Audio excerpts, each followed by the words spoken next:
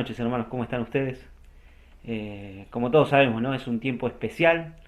Eh, Desearíamos estar como cada miércoles en nuestra amada iglesia, en nuestro local. Pero bueno, entendemos que Dios también está al control de esta situación, de estas circunstancias. Y deseamos que a través de este medio, como cada momento, cada hermano que le toca compartir, pueda ser de bendición para la iglesia, para vos, para mi hermano.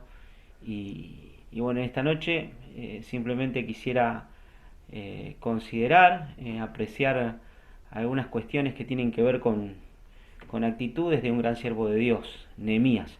La oración según Nehemías. Ustedes saben que eh, los grandes hombres de Dios o las personas que fueron utilizadas por Dios, mejor dicho, fueron hombres de oración. Y cuando eso sucede, cuando hay un corazón, cuando hay una persona dispuesta, cuando hay alguien a quien está rendido en la presencia de Dios, Dios utiliza y puede hacer grandes cosas. Lo hizo con este copero, con este muchacho, con este hombre, con Nehemías, del cual se escribieron muchísimos libros sobre el liderazgo, sobre su manera de proceder, sobre su forma de actuar, sobre su temor reverente a Dios, que ha sido de mucha bendición. Pero como les decía, ¿no es cierto? Siempre me impacta eh, sus oraciones, cómo él eh, conocía al Dios en quien confiaba. Y pensando en una pregunta para nosotros hoy, ante cualquier situación o ante una situación crítica que podemos llegar a estar pasando, ¿qué hacemos? ¿Cuáles son nuestras primeras reacciones ante una circunstancia adversa? Seguramente cada uno de nosotros tiene en este tiempo situaciones así, ¿no? Situaciones críticas, donde probablemente hay escasez de trabajo, donde hay preocupación, donde hay incertidumbre. ¿Cuál es nuestra primera reacción? ¿Cuál es nuestra primera motivación al pensar y casi sin hablar podemos ya tener resuelto en nuestra mente eh, lo que vamos a decir, ¿no? Bueno, de eso va a hablar mucho, digamos, de nosotros, ¿no es cierto? La Biblia dice que de la abundancia del corazón habla la boca y bueno, es una manera también de ajustar a lo que hay en nosotros, en lo que hay en nuestra vida o lo que inunda nuestra vida, es lo que primero va a salir, ¿no es cierto? Eh, en este caso me gustaría compartir el capítulo 1 de Nehemías, simplemente leer algunos versículos, no todos, ustedes ya conocen la historia.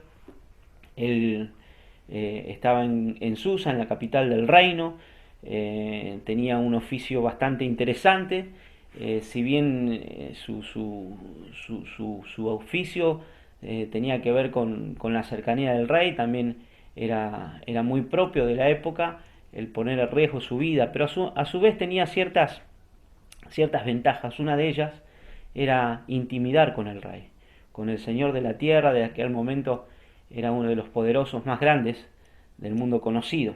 Bueno, él estaba todo el tiempo con él y él recibe noticias de un hermano. El verso 2 dice eh, que vino a Anani, uno de mis hermanos, con algunos varones de Judá, y les pregunté por los judíos que habían escapado, que habían quedado de la cautividad y por Jerusalén. Estoy leyendo el capítulo 1, verso 2, y fíjense el informe que recibió, ¿no es cierto? Y me dijeron, el remanente, los que quedaron de la cautividad allí, en la provincia, están en gran mal y afrenta, y el muro de Jerusalén derribado, y sus puertas quemadas al fuego. Y qué tremenda noticia que recibió Nehemías, ¿no es cierto? Él pregunta, él indaga cómo estaban sus contemporáneos, aquellos que habían quedado del remanente, de la cautividad, y la realidad era muy difícil, ¿no? Y yo veía en este Nehemías, en este muchacho, en este hombre, la sensibilidad y la compasión que tenía por las personas, por aquellas personas que probablemente conocía o había oído hablar. Él no nació allá en Jerusalén, pero tenía un sentido de pertenencia, era su pueblo. Y ese sentido de compasión y de sensibilidad ante la necesidad. ¿Saben? Nosotros como seres humanos no somos muy empáticos, no empatizamos mucho con la necesidad de los demás, ¿no es cierto? Por naturaleza tenemos ese sentir egoísta y que recién nos preocupamos, ¿no es cierto?, cuando de pronto las situaciones o los problemas golpean nuestra casa, nuestro hogar. Hasta tanto eso no pase, es muy probable que no tengamos una sensibilidad. Y aquí vemos un hombre de Dios, un hombre que estaba cumpliendo una tarea en un reino donde tenía cierta estabilidad, escuchar las noticias de lo que pasaba en Jerusalén y se conmovió hasta lo más profundo, ¿no es cierto? Dice, y el verso 4 dice, cuando oí estas palabras me senté y lloré e hice duelo por algunos días y ayuné y oré delante de Dios de los cielos. Esta es la reacción, que tuvo, ¿no es cierto? Decíamos que muchas veces como seres humanos nosotros desde el punto de vista de las emociones por ahí nos pueden llegar a jugar en contra, ¿no es cierto? Ante una situación, como les decía, crítica, una situación adversa, muchas veces la razón con la emoción están divorciadas y nuestras emociones nos permiten jugar un papel hasta nos dejan mal parados porque nos dejamos llevar por las emociones, no tomamos en cuenta algunas cosas con frialdad, con entereza, sino que nos movemos inmediatamente por lo que estamos sintiendo, por lo que estamos sufriendo, por lo que estamos padeciendo, y eso probablemente nos lleve a tomar una decisión equivocada. Bueno, Nehemías, en el ejemplo de él, comienza por el principio. Comienza a establecer una perspectiva correcta con respecto a lo que le estaba sucediendo. Sí, él lloró, él demostró sus emociones, él derramó su corazón en la presencia de Dios, manifestó todo lo que podía llegar a sentir. En el verso 4 dice, cuando oí estas palabras, dice, me senté. Se tuvo que llegar a sentar para empezar a pensar, a digerir, y dice que lloró e hizo duelo por algunos días. Y ayuné y oré delante de Dios. ¿Saben qué? Qué lindo es poder pensar, hermanos, en este tiempo tan especial que vos y yo estamos pasando, de que ante una situación adversa, ante una situación crítica, ante una situación problemática, no nos dejemos llevar por nuestras emociones, porque muy probablemente nos van a jugar una mala pasada, sino que podamos imitar lo que hizo Nehemías, ¿no? Se sentó y derramó el corazón, lloró delante de la presencia de Dios, dijo lo que tenía que decir, probablemente, no lo especifica acá, pero seguramente su amargura, su estado de ánimo habrá sido uno de los más tristes de ese tiempo que le tocó vivir, pero él fue a la fuente, fue al lugar correcto, delante de Dios. Y dice que ayunó y oró al Dios de los cielos. Pero fíjense lo que dice. Y acá es como que a mí me encanta esto para que vos y yo podamos comprender un poquito de qué estamos hablando, ¿no es cierto? Verso 5 dice, y dije, te ruego, Jehová, Dios de los cielos, fuerte, grande y temible, que guarda el pacto y la misericordia a los que aman y guardan sus mandamientos. Esté ahora atento tu oído y abiertos tus ojos para oír la oración de tu siervo, que hago ahora delante de ti, día y noche, por los hijos de Israel, tus siervos, y confieso los pecados de los hijos de Israel que hemos cometido contra ti. Sí, yo y la casa de mi padre hemos pecado. En extremo nos hemos corrompido contra ti y no hemos guardado los mandamientos, estatutos y preceptos que diste a Moisés, tu siervo. El camino correcto, la actitud correcta, como decíamos recién con Nehemías, yendo a la fuente, a Dios, expresando a través de sus emociones, de su llanto, una petición. Y aquí vemos cómo por un instante Él sale de escena y surge la persona de Dios, las características de Dios, las características que dice ahí en el verso 5, ¿no? Te ruego Jehová, Dios de los cielos, ¿eh? Fuerte, grande y temible. Qué lindo es poder pensar en este Dios. Qué lindo es poder pensar que Él está en los cielos, que Él controla todas las cosas, que ni una pandemia, ni una situación de trabajo, ni una complicación de salud puede sorprender a este Dios, puede inquietarlo, porque Él sigue controlando absolutamente todas las cosas. Hermano, Él puede seguir controlando tu vida en este tiempo, Él lo sigue haciendo. Él puede seguir sustentando la mía de manera que yo pueda estar en paz y tranquilo, descansando en sus brazos. Porque, como te decía, pareciera que este texto deja por un instante a ese personaje bíblico, a ese hombre de Dios, y comienza a resurgir a este Dios. Está hablando de Dios. El sujeto es Dios aquí, este Dios que sigue estando en su trono, como dice Habacuc, en medio de una situación, el profeta menor ahí, donde había tanta desigualdad, tanta ironía, tantas cuestiones injustas para su percepción, pero de pronto él ve a Dios sentado en su trono y dice, y calle de él toda la tierra.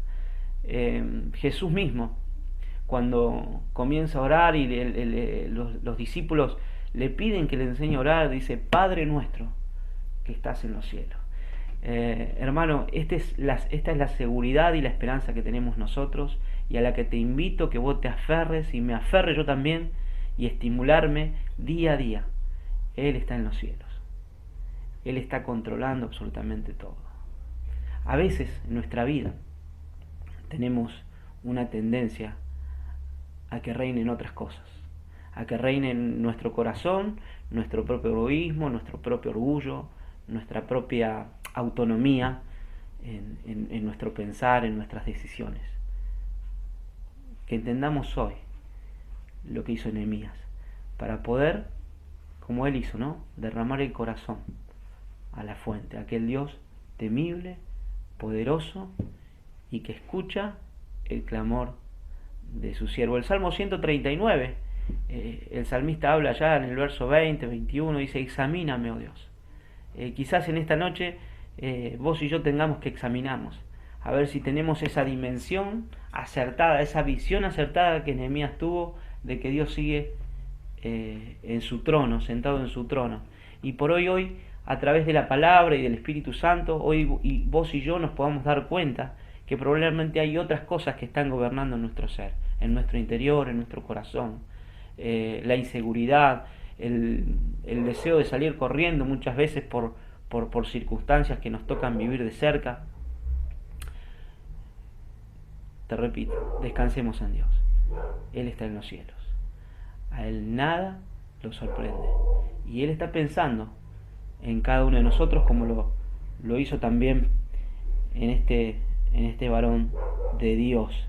Y bueno, se nota que también era un gran conocedor de la palabra, porque le dice, acuérdate, verso 8, ahora las palabras que dijiste a Moisés tu siervo, diciendo, si vosotros pecáis, bueno, lo vas a esparcir, pero si se arrepiente, ¿no es cierto?, desde el extremo, desde el lugar donde estén, yo los voy a volver a traer. Y qué lindo, ¿no?, es poder pensar en este Dios de misericordia, en este Dios grande, pero que casi inexplicablemente puede mirar y puede estar atento y escuchar la voz de personas tan insignificantes como vos y como yo. Esto me emociona, esto me llena de alabanza y puede surgir desde lo más profundo de nuestros corazones una actitud de adoración frente a este Dios que no necesita nada de nosotros, que podría habernos destruido con el poder de su palabra, pero que decidió insistir con nosotros. Y que muchas veces, como decíamos nosotros, si en este tiempo hoy, aún a pesar de que tengamos otros dioses en nuestra vida, Él quiere reinar porque está presto también a escuchar nuestro clamor. ¿Qué tenés para decirle al Señor en esta noche? ¿Qué tenés para compartir? Él está atento. dice que esté atento, está atento su oído delante de vos y de mí. Él está atento. Ahora, en tercer lugar, hablamos de un Dios grande, poderoso. Hablábamos de un Dios que está atento ante el clamor de aquel que lo pide, pero me temo también que podemos hablar de un Dios que es santo y que no va a escuchar, probablemente, o no va a bendecir a aquella persona que se encuentra en rebeldía abierta con Él. Hermano, esto es algo muy susceptible a nosotros. A veces creemos que estamos en nuestro camino, en nuestra forma de vivir, haciendo las cosas bien. Te citaba recién, ¿no es cierto?, el Salmo 139, de pedir que Él nos examine, que Él sea el que provoque ese examen, porque Él tiene la mirada objetiva, única, la que no se equivoca. Si nos miramos a nosotros mismos, nuestra mirada es subjetiva. A veces nos amparamos en nuestras experiencias malas, podemos autocompadecernos, inclusive muchas veces hasta podemos mirar quizás en el fracaso de otro y de esa manera también salir aprobado. Pero solo Dios es el que puede examinar, solo Él es el que nos puede dar y que nos puede pesar verdaderamente como estamos. El Salmo 8 dice este texto tan maravilloso, ¿no?, de esta expresión del salmista, cuando miro los claros cielos, los cielos y lo que es obra de tus dedos, como dice una canción, me acordaba de eso, digo, ¿qué es el hombre para que tengas de él memoria? Bueno, Él tiene memoria a pesar de lo que somos nosotros, pero nosotros tenemos que dejarnos examinar por Él. Y de esa manera nosotros vamos a poder comprobar que Él sigue haciendo cosas grandes con nosotros. Hermano, a lo mejor en esta noche, o en esta semana, o en este tiempo de cuarentena, vos tengas que ponerte a cuenta, y yo con el Señor, de pedirle al Señor que, sin mucho tecnicismo, sin mucho alarde, que nos perdone, que nos ayude, que nos renueve, que nos capacite para ponerlo a Él en el primer lugar de nuestro corazón, para que Él pueda reinar y para que nosotros podamos contemplar a ese Dios que tiene una grandeza incomprensible para nosotros y que aún en medio de cualquier circunstancia Él puede oír nuestro clamor y puede hacer grandes cosas, como lo hizo en la vida de Nehemías. Inexplicablemente, ¿no? Él consiguió el lugar, consiguió provisiones, consiguió salir del reino, consiguió ser utilizado para poder reedificar esas murallas que al orgullo del judío eran muy, muy caras, ¿no es cierto? Y de pronto podemos ver que Dios utiliza a un hombre que tuvo la mirada y que tuvo la pasión de centrarse en un Dios que hace maravillas en las vidas. Hermano, que el Señor nos bendiga para poder orar como oró Elías, para poder pedir con sinceridad la ayuda que estamos necesitando, pero también para poder contemplar si hay en nosotros camino de perversidad y para que Dios pueda examinarnos y sin titubeos poder ir al trono de la gracia para derramar nuestros corazones, para pedir perdón y para volver a empezar, para la gloria y honra de su nombre. Te extrañamos, que el Señor te bendiga y deseamos que estas simples consideraciones puedan ser útiles como lo fueron para nosotros. Que el Señor te bendiga. Amén.